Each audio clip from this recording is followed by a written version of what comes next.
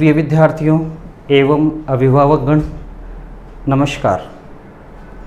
मैं Arya Sahu RJC online digital learning classes में आपका पुनः स्वागत करता हूं और एग्रीकल्चर जेट 2016 का पेपर जो पिछले अपन ने 2015 का किया था, आज अपन पुनः 2016 के पेपर को सॉल्व करते हैं।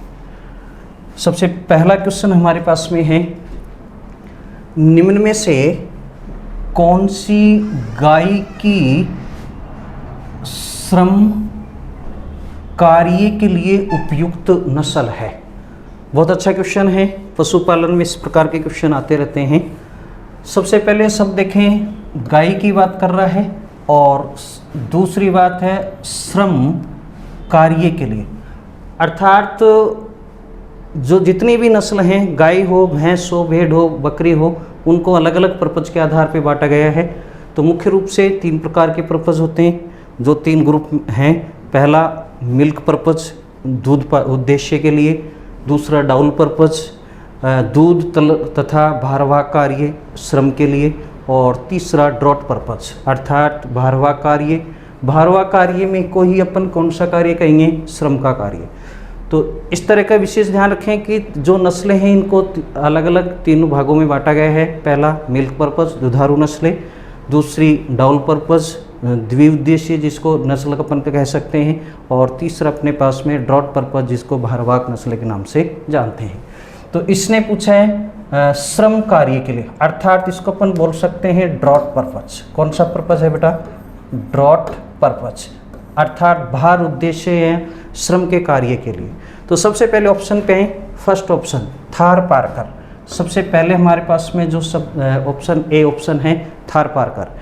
जो ये नस्ल है, ये नस्ल मुख्य रूप से डाउल पर्पज है। कौन सी पर्पज है बेटा? डाउल पर्पज, ठीक है, अर्थात द्विउद्देश्य नस्ल है।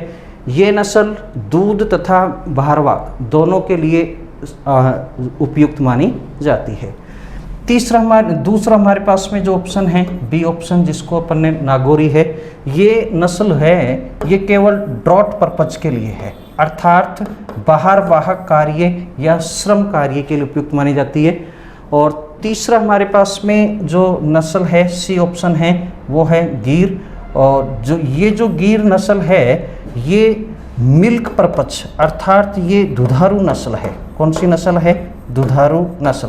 और डी ऑप्शन साहिवाल, ये भी मिल्क पर्पज है। कौन सी पर्पज है? Milk purpose. तो 2 अपने पास में जो ब्रीड्स हैं, ये तो मिल्क पर्पज हैं, और एक जो थार पारकर है, ये डाउल पर्पज है। तो ऑप्शन के अनुसार, क्वेश्चन के अनुसार हमारा ऑप्शन कौन सा होगा? बी। तो राइट आंसर हमारा कौन सा होगा? बी। तो आंसर है अपना नागौरी। नेक्स्ट क्वेश्चन बेटा अपना है, बकरी में नौमननाक दिखावट वाली नस्ल कौन सी है? विशेष ध्यान रखें, बकरी की बात हो रही है।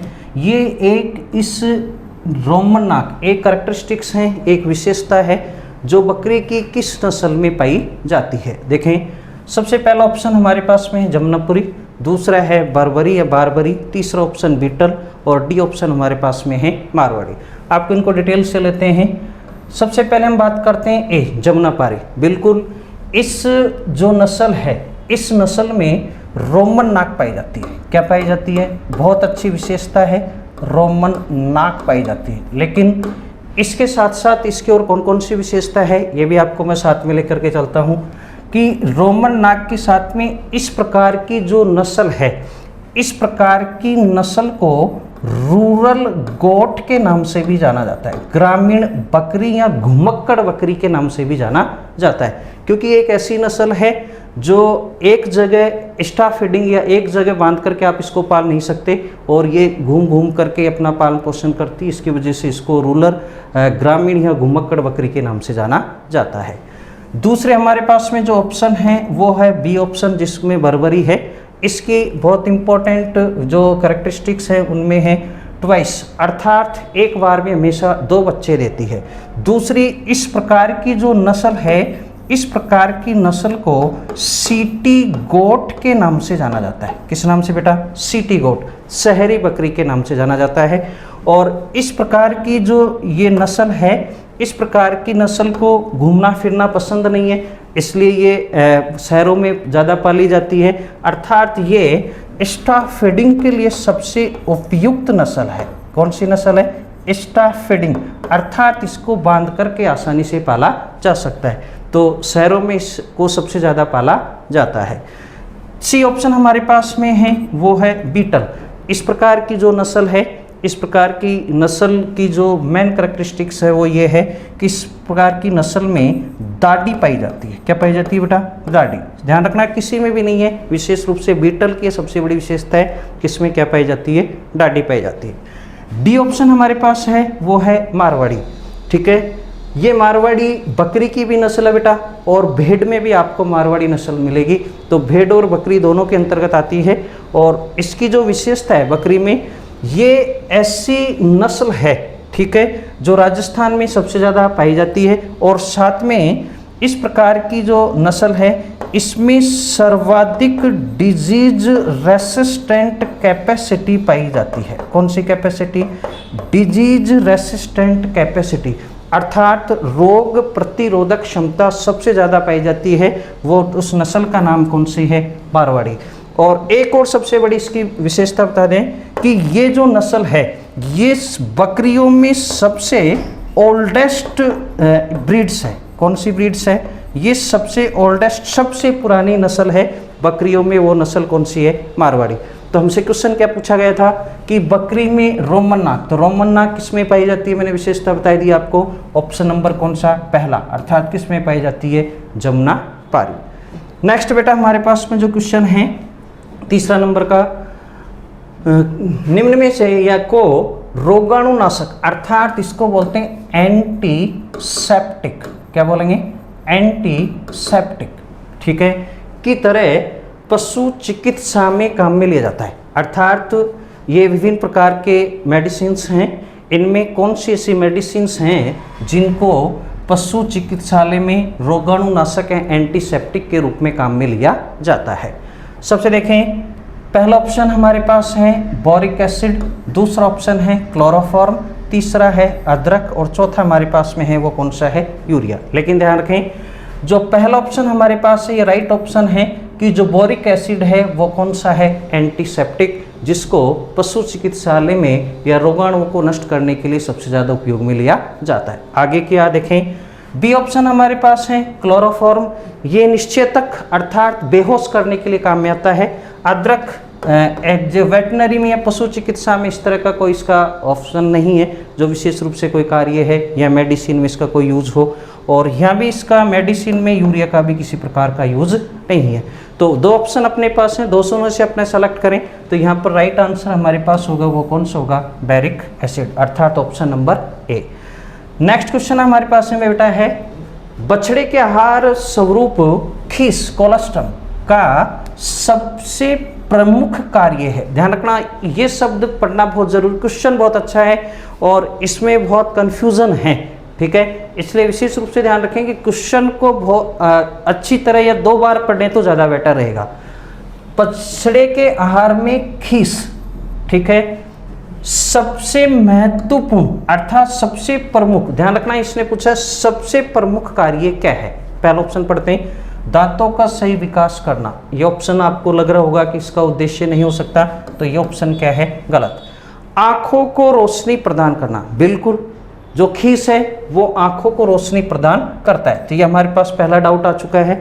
दूसरा, रोग प्रतिरोधक क्षमता को, बेटा ये गलत लिखा है, सशक्त है, प्रतिरोधक क्षमता, ठीक है, को विकसित करना है, और ये तीसरा ऑप्शन है सी, और ये भी इस तरह की कंडीशन। और चौथा हमारे पास ऑप्शन है वो शरीर के भार को संतुलित करना। विशेष ध्यान रखें, खीस है उसमें विटामिन ए की मात्रा भी अधिक होती है, तो बिल्कुल ये आपको लग रहा होगा कि आंखों की रोशनी के लिए है, लेकिन इससे पहले इसका मुख्य जो कार्य है वो है बछड़े में इम्यूनिटी डेवलपमेंट, ठीक है, अर्थात रोग प्रतिरोधी क्षमता को विकसित करना, ठीक है। ध्यान रखना है, ये दूसरा इसका उद्देश्य है। पहला इसका जो मुख्य कार्य है वो मुख्य कार्य क्या है बेटा? सी। तो हमारा आंसर कौन सा होगा? सी, रोग प्रतिरोधक क्षमता को बढ़ाना, अर्थात बछड़े में इम्यूनिटी सिस्टम को डेवलप करना। ठीक है, गलती से ये आंसर नहीं लगाए क्योंकि ये इसका दूसरा कार्य है लेकिन प्रमुख कार्य नहीं है। नेक्स्ट क्वेश्चन है हमारे पास बेटा, दूध दोहन की सर्वोत्तम विधि है। ठीक है, दूध निकालने के लिए कौन सी विधि सबसे अच्छी विधि है जिसको अपन काम में लेते हैं या दूध निकालने के लिए काम में आती है? विभिन्न प्रकार की विधियां हैं। पहला ऑप्शन हमारे पास है पूर्ण हस्त दोहन विधि। ठीक है, दूसरा हमारे पास है अंगूठा विधि, तीसरी सी ऑप्शन हमारे पास चुटकी विधि, और डी ऑप्शन इनमें से कोई नहीं। तो विधियां तो है, तो चौथा ऑप्शन तो ऑटोमेटिक ही गलत हो गया कि 3 विधियां तो मौजूद हैं, 3 में से एक सेलेक्ट करनी है, तो चौथा ऑप्शन तो डी, तो इसको पढ़ने की आवश्यकता नहीं है। हमारा आंसर तीनों में इसमें मौजूद रहेगा। सबसे पहले हम बात करते हैं पूर्ण हस्त, जो पूर्ण हस्त दोहन विधि है। यह विधि एक ऐसी विधि है जिसमें कंप्लीट जो हाथ है, इसमें चारों जो अंगुलियां हैं इनको बंद किया जाता है और अंगूठे को ऊपर रखा जाता है। तो इससे जो दूध निकालते हैं तो पशु के थन पर किसी प्रकार का विकार उत्पन्न नहीं होता। तो ये पूर्ण हस्त एक ऐसी विधि है जो पशुओं में सबसे ज़्यादा दूध निकालने के उपयोग में की जाती है और इसमें किसी प्रकार का विकार नहीं है, किसी तरह का भी इसमें कोई कमी नहीं है। लेकिन अगली जो विधियां उनमें कुछ कमियां हैं। बी ऑप्शन हमारे पास है, जो हमारे पास अंगूठा विधि है, इसमें क्या करते हैं, चारों अंगुलियों के बीच में हम किसको रखते हैं? अंगूठे को रखते हैं और अंगूठे को थन को अंगूठे से दबाते हैं जिससे थन पर गांठें पड़ जाती है। क्या पड़ जाती है? गांठें पड़ जाती है और इसकी वजह से ये विधि दूध निकालने की उपयुक्त विधि नहीं है। सी हमारे पास में विधि है चुटकी विधि। ठीक है, इस विधि में क्या करते हैं, जो मुख्य रूप से हाथ की जो ये दोनों जो अंगुलियां है, अंगूठे और अंगूठे के पास की, उसको थन को चुटकी से पकड़ा जाता है और उसको खींचा जाता है। खींचने के से ही इसको दूध निकाला जाता है, लेकिन बार बार इस तरह से अपन खींचते हैं तो ये भी पशु के लिए हानिकारक और दर्दवाहक विधि मानी जाती है, इसलिए ये विधि भी उपयुक्त नहीं है। ठीक है, इसलिए दूध निकालने की जो सबसे उपयुक्त विधि है वो पूर्ण हस्त दोहन विधि है। तो हमारा ऑप्शन, पहला ऑप्शन राइट ऑप्शन होगा पूर्ण हस्त दोहन विधि। ये इन दोनों विधियों में कमियां हैं, इसकी वजह से सबसे उपयुक्त विधि कौन सी है? पूर्ण हस्त दोहन विधि। नेक्स्ट क्वेश्चन हमारे पास में बेटा देखें, वर्ष भर हरा चारा देने वाली फसल कौन सी है? ठीक है, वर्ष भर, साल भर, जिसको आप साल भर बो सकते हैं, ऐसी फसल को देखना है वो हरा चारा। तो मुख्य रूप से चारे के लिए पहले ऐसे देखा जाए कि चारे के लिए कौन कौन सी फसल उपयुक्त है। तो चारे के लिए मुख्य रूप से जो फसल है, रिजका है, बरसीम है, जई है, ये चारे के लिए हैं जो वर्ष भर आपको चारा देते हैं। फिर भी इसमें ऑप्शन देखें, पहला ऑप्शन रिजका है, दूसरा जवार है, सी ऑप्शन बाजरा है और डी ऑप्शन मक्का है। ये तीनों ही जो फसलें हैं ये केवल अधिकांशतः खरीफ के लिए है। कौन सी है? खरीफ के लिए। इसका प्रोडक्शन अपन खरीफ में करते हैं, लेकिन चारे के लिए भी अधिकांशतः इनको जो सोविंग करते हैं, बुआई करते हैं, वो किस सीजन के लिए करते हैं? खरीफ के। वर्ष भर चारा इनसे भी प्राप्त नहीं होता है। ठीक है, तो वर्ष भर चारा हमको किससे प्राप्त होता है? रिजका से। तो आंसर हमारे पास में क्या होगा? रिजका।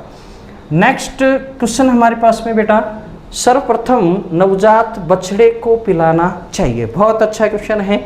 सर्वप्रथम जैसे कोई पशु ब्याता है तो उसके तुरंत पश्चात जो बछड़ा है उसको क्या पिलाना चाहिए? ठीक है, देखें, पहला ऑप्शन दूध, दूसरा पानी, तीसरा ग्लूकोज और चौथा डी ऑप्शन अपने पास में क्या है? खीस। पता चल गया होगा, ये क्वेश्चन नॉर्मली क्वेश्चन है, आंसर कौन सा होगा आपके पास? खीस। लेकिन वर्तमान में इस तरह की क्वेश्चन और पूछ लिया जाता है कि खीस की जो मात्रा है, हमारे पास जो ये बछड़ा है, काफ है, इसको खीस की मात्रा कितनी देनी चाहिए? कितनी खीस की मात्रा इसको पिलानी चाहिए? टोटल इसका जो बॉडी वेट है उसका 1/10वां भाग। बहुत ही इंपॉर्टेंट क्वेश्चन है, ये अधिकांशतः पूछा भी जाता है। ये नॉर्मल क्वेश्चन है कि खीस पिलाना चाहिए, लेकिन खीस कितना पिलाना चाहिए? 1/10 भाग। कितना पिलाना चाहिए बेटा? 1/10 भाग। नेक्स्ट हमारे पास जो क्वेश्चन है, खुरपका मुंहपका रोग का मुख्य लक्षण क्या है? ये क्वेश्चन 2015 में भी आपको मैंने समझाया था वहाँ पर क्वेश्चन ये पूछा था कि खुरपका मुंहपका रोग किसके कारण होता है, तो मैंने आंसर आपको बताया था वायरस के कारण होता है, विषाणु के कारण होता है। लेकिन इस प्रकार का जो है खुरपका मुंहपका जो रोग है, यदि ये होता है तो इसके क्या क्या लक्षण हैं। इनमें सबसे पहला ऑप्शन हम पढ़ते हैं, मुंह तथा पैरों में फफोले होकर छाले पड़ जाते हैं। ठीक है, लक्षण आपके मुंह तथा खुर दोनों पर दिखाई देंगे, इसलिए ऑप्शन को आप सही पढ़ें, मुंह तथा पैरों पर फफोले होकर छाले पड़ जाते हैं। दूसरा ऑप्शन मुंह सूज जाता है, यहाँ पैर पर कोई चीज है नहीं तो दूसरा ऑप्शन तो ऑटोमेटिक अपने पास क्या है, गलत है। तीसरा पैरों में सूजन आती है, मुंह का नाम नहीं है तो पैरों पे, तो ये भी ऑप्शन ऑटोमेटिक क्या है, गलत है।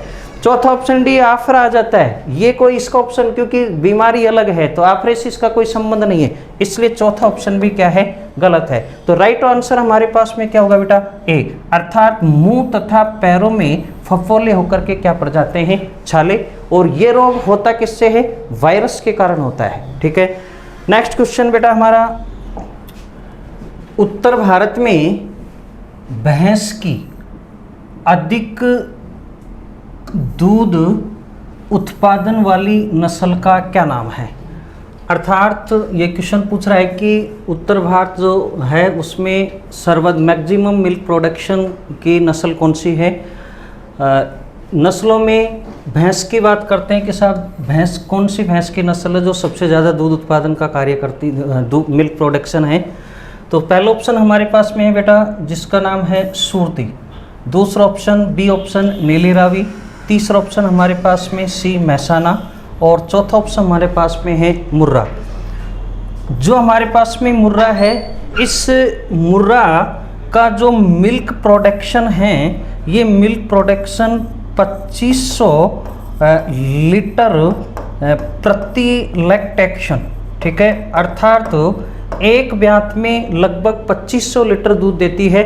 बाकी जो तीनों नस्ल हैं, ठीक है, सूरती, नीली रावी और मैसाना जो नस्ल है, इस मुर्रा से अर्थात 2500 लीटर प्रति ब्यात से दूध से प्रोडक्शन इससे कम है, इसलिए हमारा राइट आंसर होगा वो कौन सा होगा, डी। नेक्स्ट क्वेश्चन है बेटा हमारे पास में, निम्न में से कौन सी विदेशी गाय की नस्ल है। मैंने 2015 के पेपर में भी आपको बताया था, वहाँ भी इस तरह का क्वेश्चन आया हुआ था। ये दोबारा क्वेश्चन, केवल फ़र्क है कि साहब उसमें नस्ल दी है और इसमें नस्लों को अब अलग अलग क्लासीफाई किया है। कोई भी नस्ल हो, चाहे गाय की हो, चाहे भैंस की हो, चाहे बकरी की हो, चाहे भेड़ की है, दो ग्रुप हैं। एक जिसको अपन बोलते हैं इंडियन, ठीक है, इंडोजीनियस, और दूसरी हमारे पास में है जिसको बोलते हैं एग्जोटिक, अर्थात विदेशी। इनको तो बोलते हैं भारतीय, या इसको देसी भी अपन कह सकते हैं। ये है, इसको अपन बोलते हैं विदेशी। ठीक है, जो भी नस्लें हैं, सभी नस्लों को दो भागों में बांटा गया है, भारतीय नस्ल और विदेशी नस्ल। जो विदेशी, अब इसमें देखें कौन सी विदेशी हैं और कौन सी भारतीय हैं। ऑप्शन नंबर ए जर्सी, ये विदेशी नस्ल है। कौन सी नस्ल है, विदेशी। ऑप्शन नंबर बी हरियाणवी, ये भारतीय नस्ल है। कौन सी नस्ल है, भारतीय। ऑप्शन नंबर सी कांकरेज, ये भी भारतीय नस्ल है। और ऑप्शन नंबर डी राठी, ये भी कौन सी नस्ल है बेटा, भारतीय नस्ल है। ठीक है, तो हमारा आंसर ऑटोमेटिक पता चला कि विदेशी कौन सी है, तो विदेशी कौन सी है, जर्सी, अर्थात हमारा राइट आंसर क्या होगा, जर्सी। बाकी तीनों जो नस्लें हैं वो कौन सी नस्ल हैं, भारतीय नस्ल है। नेक्स्ट क्वेश्चन बेटा हमारा है, मक्का की पत्तियों में लाल बैगनी रंग प्रकट होने का कारण है। अर्थात क्वेश्चन ये है कि मक्का कौन सा ऐसा पोषक तत्व है ऑप्शनों में से जिनमें मक्का की पत्तियां लाल बैगनी रंग की दिखाई देती है। ये विशेष अच्छा, बहुत अच्छा क्वेश्चन है।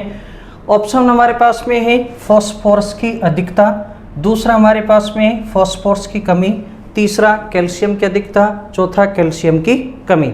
अर्थात हमारे पास दो ऐसे ऑप्शन है, एक तो हमारे पास में उठ करके आ गया जिसकी बात अपन कर रहे हैं फॉस्फोरस, और दूसरा हमारे पास में है कैल्शियम। अर्थात कैल्शियम की या तो अधिकता या कैल्शियम की कमी, या फॉस्फोरस की अधिकता या फॉस्फोरस की कमी। अब विशेष रूप से ध्यान रखें कि पत्तियों की बात चल रही है तो किस पत्तियों की, तो मुख्य रूप से फास्फोरस की अपन बात करते हैं, फिर फास्फोरस की अधिकता, फिर कमी की बात करते हैं। तो फास्फोरस जो है, ठीक है, इस फास्फोरस की कमी के कारण जो फसल, किसी भी फसल हो, उसकी जितनी भी पुरानी पत्तियां हैं, कौन सी पत्तियां, पुरानी पत्तियां, उन पुरानी पत्तियों का रंग कौन सा हो जाता है, लाल बैगनी रंग होता है। तो हमारा आंसर कौन सा रहेगा, बी, अर्थात फास्फोरस की कमी के कारण। नेक्स्ट हमारे पास में है, अगला क्वेश्चन है, दक्षिणी पूर्वी राजस्थान में सोयाबीन की बीज दर क्या है। क्वेश्चन बहुत अच्छा है, दक्षिणी पूर्वी की बात करता है, ठीक है, उत्तरी की बात नहीं कर रहा, दक्षिणी पूर्वी। और वैसे सोयाबीन राजस्थान में सबसे ज़्यादा दक्षिणी पूर्वी क्षेत्रों में ही बोया जाता है, लेकिन नॉर्थ में भी बोया जाता है, लेकिन उसकी थोड़ा एरिया कम है। तो दक्षिणी पूर्वी की बात करें तो हमारे पास ऑप्शन है, पहला ऑप्शन 50 किलोग्राम प्रति हेक्टर, बी ऑप्शन 60 किलोग्राम प्रति हेक्टर, सी ऑप्शन 80 किलोग्राम प्रति हेक्टर और डी ऑप्शन 150 किलोग्राम प्रति हेक्टर। अब इस विषय ध्यान रखें कि सबसे पहले आपको पता होना चाहिए कि सोयाबीन है, इस सोयाबीन की जनरली जो औसत जो सीड रेट है, वो औसत जो सीड रेट है वो 80 से लेकर 100 किलोग्राम है। कितने किलोग्राम है, 80 से 100 किलोग्राम प्रति हेक्टर है, ठीक है। अब बात यहाँ दक्षिणी पूर्व की कर रहा है, तो दक्षिणी पूर्वी जो क्षेत्र हैं वहाँ पर वर्षा अधिक होती है, तो वहाँ पर जर्मिनेशन अधिक होता है, तो वहाँ पर इसकी सीड की अमाउंट क्या लेते हैं, कम लेते हैं। तो वहाँ कितनी है, लगभग 80 किलोग्राम, अर्थात दक्षिणी पूर्वी राजस्थान में सोयाबीन की सीड रेट होगी वहाँ कितनी होगी, 80 किलोग्राम। बाकी जितने भी राजस्थान का जो क्षेत्र बचा हुआ है उसके लिए 80 से 100 किलोग्राम हम क्या करते हैं, यूज लेते हैं। यदि इस तरह का शब्द आपको नहीं मिले तो सोयाबीन की जो बीज दर होगी वो सामान्यतः कितनी होती है, 80 से 100 किलोग्राम। नेक्स्ट क्वेश्चन हमारे पास में है बेटा, सरसों की फसल को पाले से बचाने के लिए, सरसों की फसल को पाले से बचाने के लिए कौन सा रसायन व मात्रा का छिड़काव लाभदायक रहता है। ये क्वेश्चन 2015 में भी था और ये क्वेश्चन वापस रिपीट हो चुका है।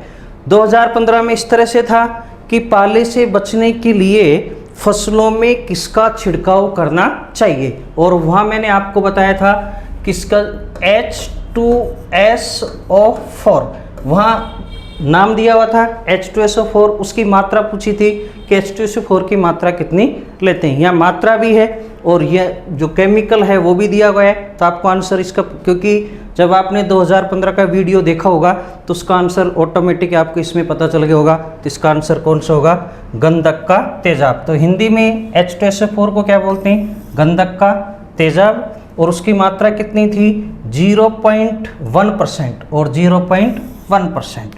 आंसर कौन सा होगा, सी। नेक्स्ट क्वेश्चन है हमारे पास बेटा, 40 किलोग्राम नत्रजन देने हेतु DAP की ज़रूरत कितनी होगी। बहुत अच्छा क्वेश्चन है, फर्टिलाइजर से किस तरह का क्वेश्चन न्यूमेरिकल टाइप में भी आता है, ये भी आपको पता होना चाहिए।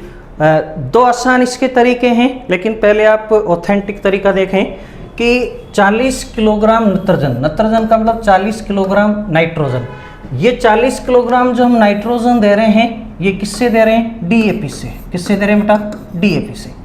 तो सबसे पहले आपको जो फर्टिलाइजर जो DAP हम दे रहे हैं इसमें कितने प्रतिशत कौन से न्यूट्रिएंट्स हैं उनका पता होना चाहिए। तो इधर मैं आपको बता देता हूँ कि DAP जो है, ठीक है, इस DAP में दो न्यूट्रिएंट्स होंगे मुख्यतः, एक तो नाइट्रोजन और दूसरा कौन सा है, फास्फोरस।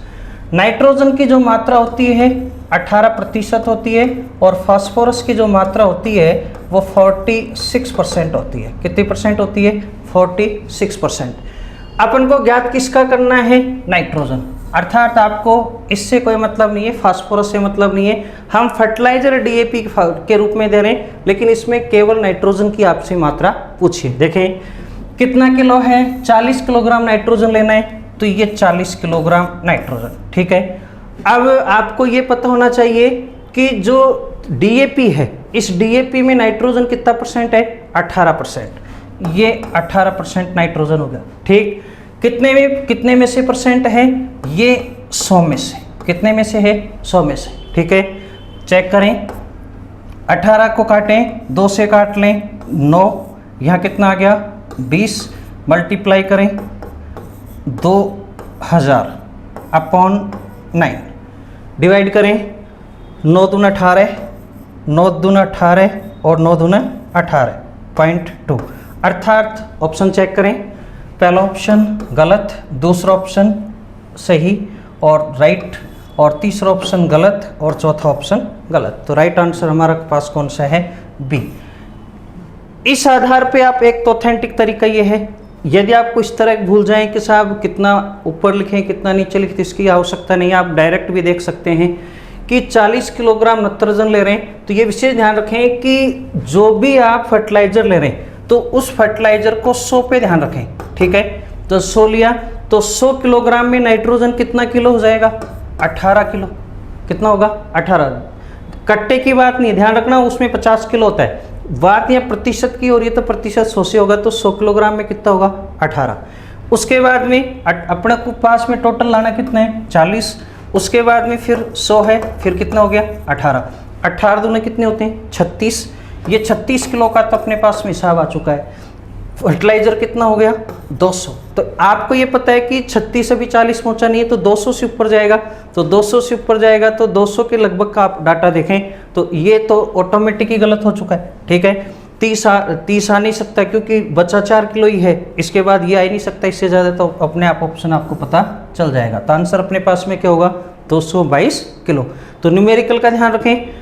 अब प्रेजेंट में जितने भी एग्जामिनेशन है एक न्यूमेरिकल आता है, चाहे वो डीएपी से पूछे, चाहे वो पोटास से पूछे, चाहे कोई सा फर्टिलाइजर हो सकता है, केसीएल हो सकता है, यूरिया हो सकता है, कोई सा भी हो सकता है।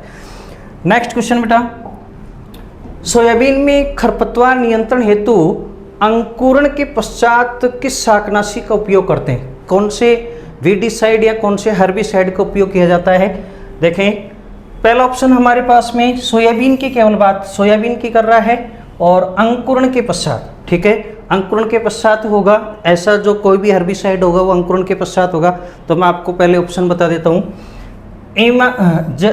इमाजिजोथिपिर है, ये जो शाकनाशी है, ये शाकनाशी का उपयोग सोयाबीन में ही करते हैं। किस में करते हैं बेटा? सोयाबीन। विशेष ध्यान रखें, सोयाबीन के लिए विशेष जो हर्बिसाइड है वो इमाजिथेपिर है, ठीक है, जिसकी मात्रा इसका जो उपयोग है, ध्यान रखना, बुआई के 20 से 25 दिन बाद, डे आफ्टर सोविंग, अर्थात बुआई के कितने दिन बाद, 20 से 25 दिन के बाद में इसका उपयोग किया जाता है।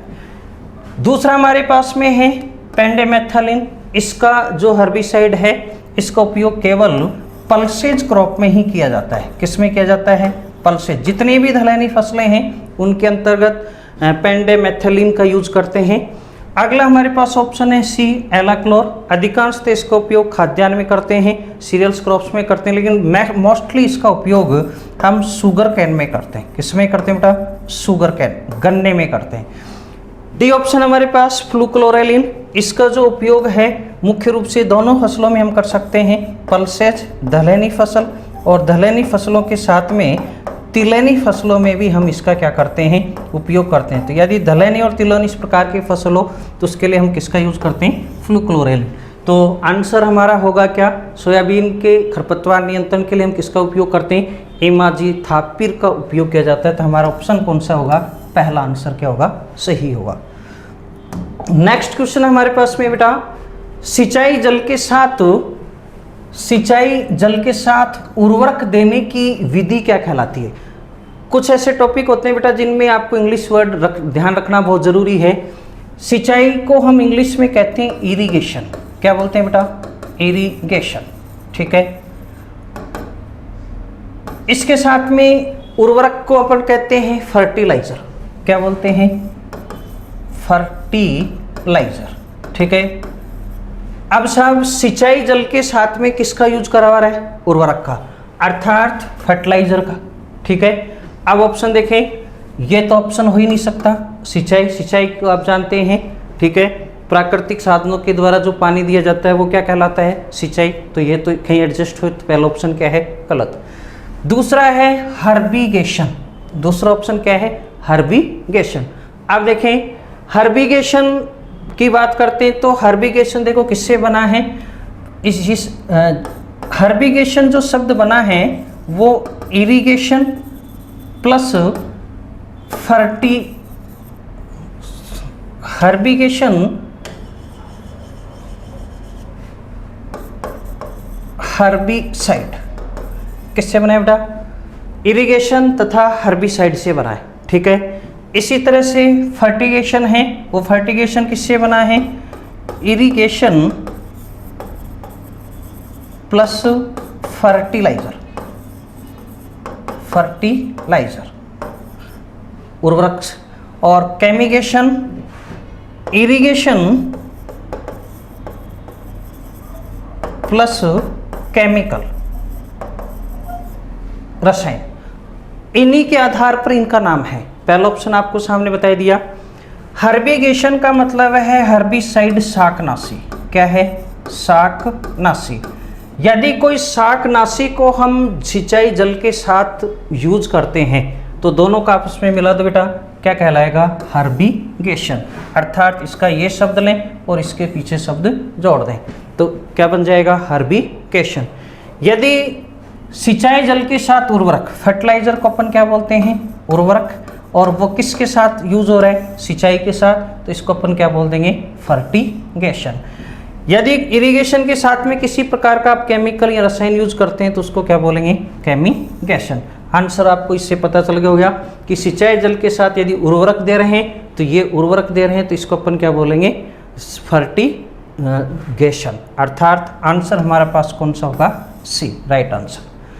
नेक्स्ट क्वेश्चन है बेटा हमारे पास में, अगला क्वेश्चन है फसलों में लौह तत्व से तात्पर्य यहाँ पर है आयरन अर्थात Fe की कमी, डिफिशियंसी से प्राय दिखाई देती है। अर्थात यदि किसी फसल में आयरन तत्व की यदि कमी हो, न्यूट्रिएंट्स की कमी हो तो उसके कौन कौन से सिम्टम्स प्रकट होते हैं। तो सबसे पहले आपको ये पता होना चाहिए कि कौन कौन से ऐसे पोषक तत्व है, क्योंकि इसमें दो चीज़ वो ऑप्शन में है, देखो, नई तथा पुरानी पत्ती, फिर पुरानी तथा निचली पत्ती, फिर सबसे निचली पत्तियों पर और इनमें से कोई नहीं।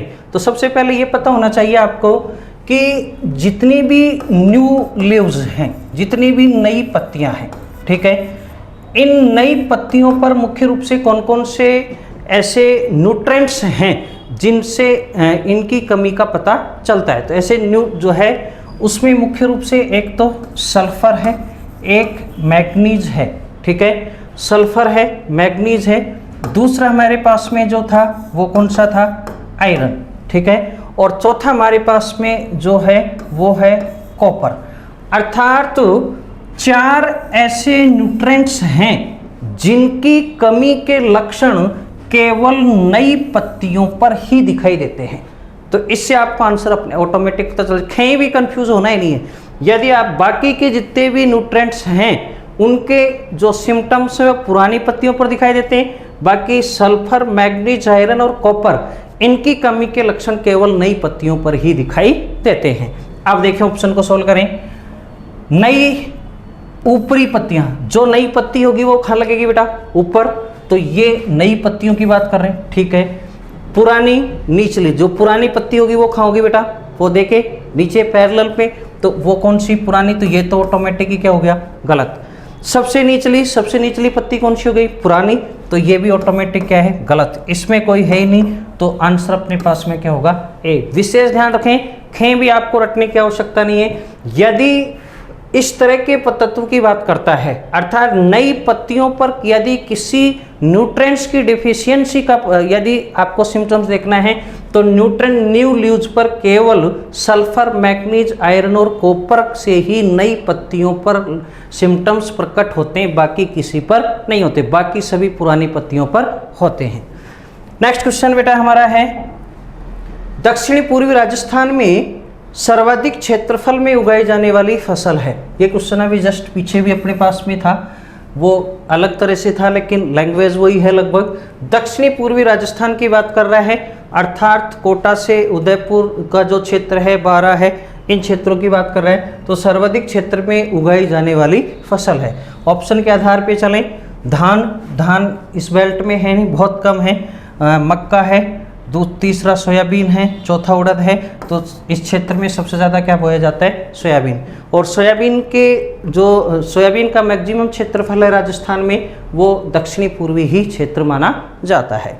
नेक्स्ट हमारे पास में क्वेश्चन है बेटा, गाजर घास पार्थेनियम हिस्टोगोरस खरपतवार के जैविक नियंत्रण के लिए कौन सा कीट, अर्थात कीट में यहाँ कौन सा कीट होगा? ये सभी ऑप्शन से देखने से पता चला कि ये मित्र एजेंट की बात करता है। ठीक है, कौन सा जो कीट है में उपयोग में लिया जाता है, किसके लिए? गाजर घास के लिए। किसके लिए? गाजर घास। इस गाजर घास को बेटा कांग्रेस घास के नाम से भी जाना जाता है। किस नाम से?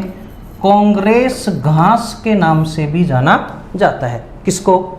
गाजर घास को। ठीक है, ऑप्शन अपने देखें कि जो गाजर घास है, इस गाजर घास में को जो नियंत्रण करते हैं किस कीट से करते हैं? तो सबसे पहला कीट का नाम है जाइगोग्रामा बाइकोलेरेटा। ये बेटा ये टाइप में मिस्टेक है, बाइकोलेरेटा, ये विषय ध्यान रखें। जो खरपतवार वो पहला ऑप्शन है, इसमें थोड़ा सा आप संशोधन कर लें, बाइकोलेरेटा। दूसरा ऑप्शन है क्रोसोडोसोमा लेंटाना। तीसरा डेक्टाइलोपियस ओपेंसी और निकोटियाना ब्रूची। चलें सबसे पहले चलते हैं डी ऑप्शन पे आ जाते हैं, या पहले पे कोई दिक्कत नहीं है। निकोटियाना ब्रूची ये मित्र कीट का नाम है। ये किसको नष्ट करता है? जलकुंभी को। किसको नष्ट करता है बेटा? जलकुंभी, वाटर हाइसिंथ। ठीक है, डेक्टाइलोपियस ओपेंसी, ओपेंसी किसको? ओपेंसिया, ओपेंसिया किसको बोलते हैं? नागफनी। किसको बोलते हैं? नागफनी। बी ऑप्शन क्रोसोडोसोमा लेंटाना, ये किसको, कौन सी खरपतवार को नियंत्रण करता है? Lantana camara. ठीक, पहला हमारे पास ऑप्शन है जाइगोग्रामा बाइकोलेरेटा। ऑप्शन हमारे पास में आंसर मौजूद है, तो पहला आंसर कौन सा होगा हमारे पास इसका नियंत्रण करने के लिए? जाइगोग्रामा बाइकोलेरेटा। ठीक है, नेक्स्ट क्वेश्चन है हमारा बेटा, यदि दो सिंचाई जल उपलब्ध हो, दो इरिगेशन यदि आपके पास हैं, तो गेहूं की फसल में किन अवस्थाओं पर सिंचाई करनी चाहिए? ये जो क्वेश्चन है, ये क्वेश्चन जब जेट में दिया गया था तो उस समय पर इसको डिलीट कर दिया गया था, क्योंकि यूनिवर्सिटी के द्वारा इसका गलत आंसर निकाल लिया गया। उन्होंने आंसर इसका गलत बताया, तो उसके बाद में इस क्वेश्चन को डिलीट मार दिया गया। लेकिन आपको आंसर है वो सटीक और सबसे अच्छा आंसर होगा, गलत नहीं होगा, जिसको दोबारा यूनिवर्सिटी को डिलीट करने की आवश्यकता नहीं है। सिंचाई के लिए इसने दो पूछा है, लेकिन सबसे पहले अपन दोनों चीज़ों पे बात करेंगे। यदि केवल हमारे पास में, पहली कंडीशन बता रहे हैं, यदि एक सिंचाई हमारे पास उपलब्ध हो, मात्र एक सिंचाई, ठीक है, तो किस अवस्था पर सिंचाई करनी चाहिए? उस अवस्था का नाम है CRI। ठीक है, क्राउन रूट इनिटिएशन। अर्थात यदि पहली सिंचाई आपके पास अवेलेबल है तो आपको किस अवस्था पर सिंचाई करनी चाहिए? CRI। यदि आपके पास में, अब दो सिंचाई की बात करता है, तो दो सिंचाई यदि आपके पास अवेलेबल है तो आप उसको क्या करें? दूसरी सिंचाई है वो है एयर फॉर्मेशन। कौन सा फॉर्मेशन? एयर फॉर्मेशन, अर्थात बाली बनते समय। ठीक है, एयर फॉर्मेशन। ठीक है, बाली बनते समय। बाली बनते समय तो हमारे पास में अब ऑप्शन आप पढ़े, पहला शीर्ष जड़ जमने। शीर्ष जड़ किसको बोलते हैं? CRI, क्राउन रूट इनिटिएशन को हिंदी में बोलेंगे शीर्ष जड़ फुटान या शीर्ष जड़ जमना।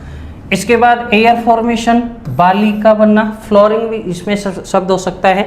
इसके बाद में ये अपने पास ऑप्शन, तो ए ऑप्शन अपना क्या होगा? सही। बाकी सभी ऑप्शन, बहुत से किताबों में इसका ऑप्शन जो दिया हुआ है CRI तथा मिल्किंग स्टेज पर ये माना गया, जबकि ये गलत है। मिल्किंग स्टेज तब आएगी जब पहले उसमें एयर फॉर्मेशन होगा, एयर फॉर्मेशन के बाद ही मिल्किंग स्टेज आएगी, इसलिए इसका आंसर ये नहीं है, जबकि बहुत सी किताबों में आंसर दे भी रखा है और बहुत सी इंस्टीट्यूट वाले भी इस आंसर को राइट मानते हैं, लेकिन ये बेटा गलत है। इसका राइट आंसर क्या होगा? ए। ठीक है, बाकी ये आंसर नहीं हो सकता, ये आंसर नहीं, तो आंसर अपने पास क्या होगा? ए। ठीक है, आज के लिए पार्ट फर्स्ट 2016 ठीक है, आज के पार्ट फर्स्ट, इसका सेकंड आपके सामने कल आएगा। Thank you.